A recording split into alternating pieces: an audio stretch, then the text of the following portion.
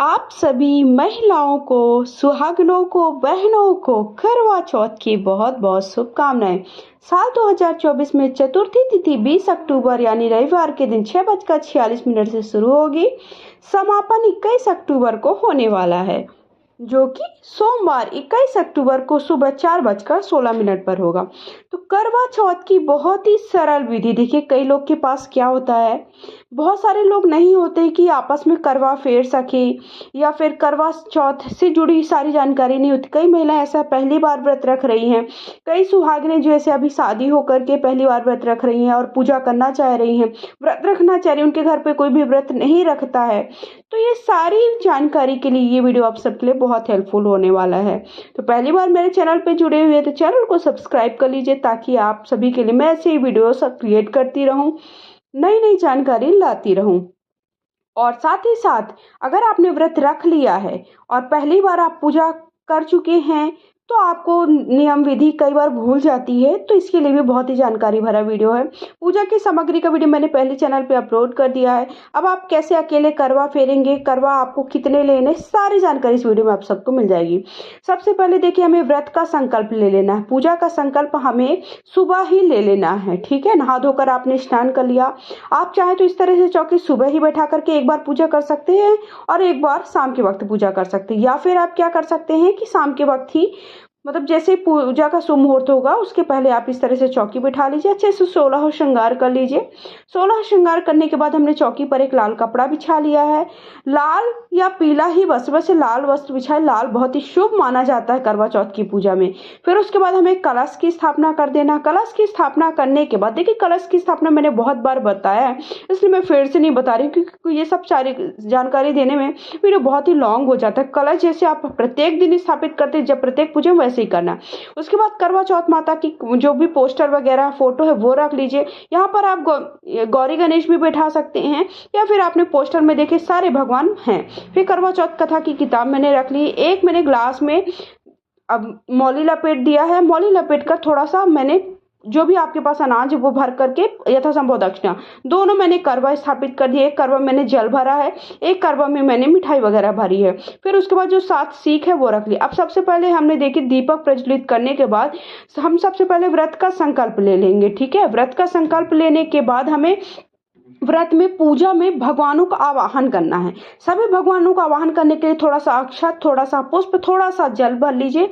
और यहाँ पर अगर आपके पास देखिए, भगवानों को जो शुद्धिकरण करने के लिए अगर यहाँ पर कुसा है तो कुसा भी रख सकते हैं, तो और यथासंभव दक्षिणा रख करके एक का सिक्का, 2 का सिक्का जो भी है वो रख करके हमें सभी देवी देवताओं को आह्वान करना है।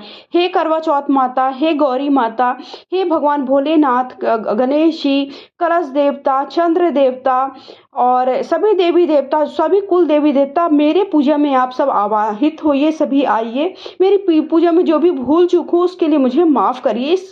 इस कामना के साथ हमें सभी देवी देवताओं को आह्वान कर लेना है। उसके बाद हम सभी देवी देवताओं को शुद्धिकरण करा देंगे। शुद्ध जल से स्नान के भाव से शुद्ध जल के छींटे दे देंगे। देखिए, आपका पोस्टर है तो कागज का, तो थोड़ा ध्यान से ज़्यादा जल के छींटे ना दें, ताकि वो पोस्टर खराब हो सके, क्योंकि पोस्टर हम हर साल वही प्रयोग में ला सकते हैं, हमें बार बार लाने की आवश्यकता नहीं।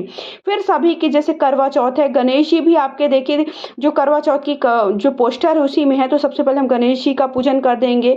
हल्दी कुमकुम लगा दीजिए, अक्षत समर्पित कर दीजिए। फिर और करवा की भी पूजा कर दें। करवा में भी 13 टिक्की लगा देंगे, हल्दी और चंदन की। फिर हमने जो हमारी जो चलनी है उसका भी देखिए हमें पूजन करना। कई लोग चलनी पूजा में नहीं रखते, तो ऐसा नहीं आपको करना। आपको चलनी का भी पूजन करना है, सीख का भी पूजन करना है। सीख 7 लेनी है, सीख 7 जरूरी होती है लेनी।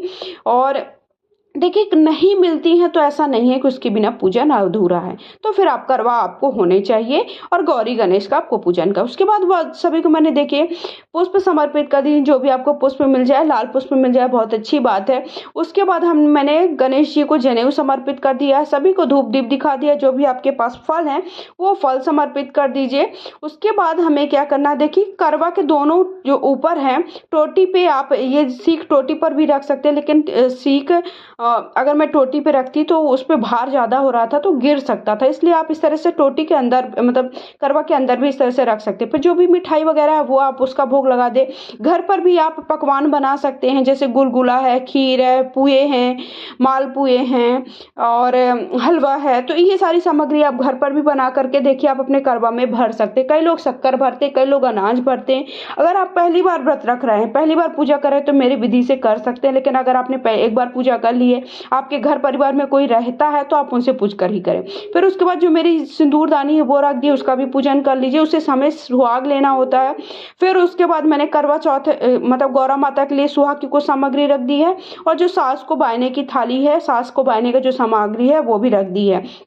देखिए सास को बायने में हमें साड़ी जरूर रखनी है, चूड़ी है, बिंदी है, महावर है, साथ ही साथ सिंदूर है, मेहंदी की कोन है, आलता है, गजरा है, काजल है, लिपस्टिक है, नेल पॉलिश है और परफ्यूम है, साथ ही साथ फेस वॉश है, क्रीम, पाउडर, निरमा, साबुन आप सब रख सकते हैं जो कि आपकी सासू माँ प्रयोग करती हैं। सोने चांदी में बिछुआ है, पायल है और अंगूठी वगैरह भी हो जाता है। देखिए आपकी ये सामर्थ्य के ऊपर, मैंने पहले ही बताया जितनी आपकी क्षमता, अगर आपके पास क्षमता है कि आप ले सकते हो तो जरूर लें।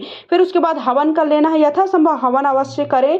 हवन की जो आहुति देते हैं माना जाता है वो भगवान के पास सीधे वो हवन की आहुतियाँ जाती है, इसलिए हवन अवश्य करना चाहिए। उसके बाद हमें इस तरह से गौरा माता से, देखिए अगर हम अकेले पूजा कर रहे हैं तो हमें गौरा माता से करवा को फेरना होता है। तो हमें 7 बार, देखिए इस तरह से हाथ को क्रॉस कर लेना। देखिए मैं मेरे अच्छे से ध्यान से देखिए मैं कैसे कर रही हूँ।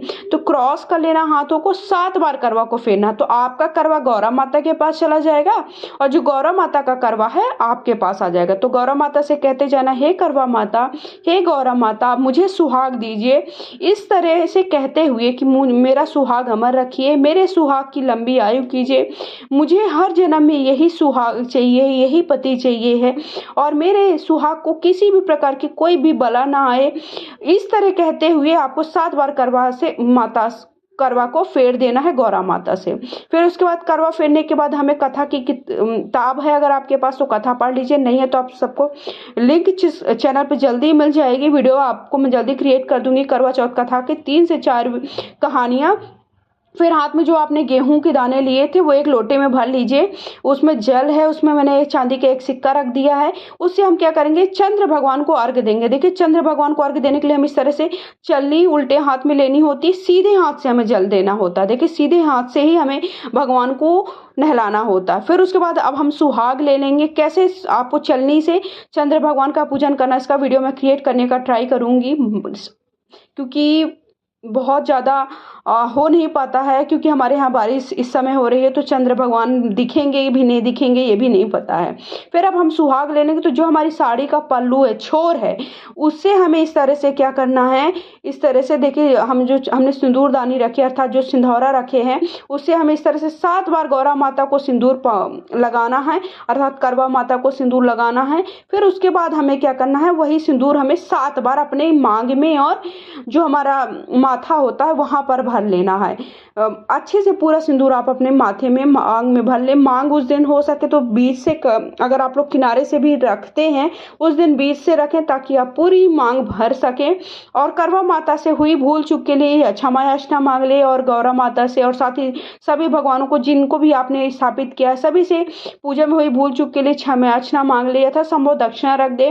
फिर अंत में हमें आरती कर लें, तो सबसे पहले हमें गणेश जी की आरती करना है, उसके बाद हमें करवा माता की आरती, देखिए यहाँ की आरती वगैरह सब कुछ कर लेना है।